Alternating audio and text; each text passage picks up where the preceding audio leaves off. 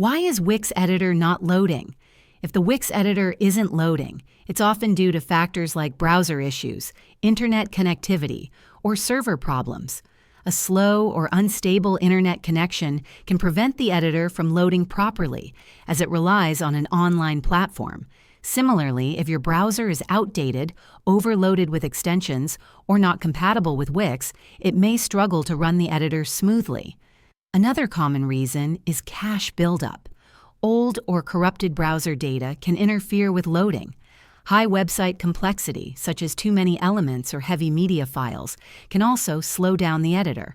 Occasionally, WIX's servers may experience delays during peak usage times, though this is rare.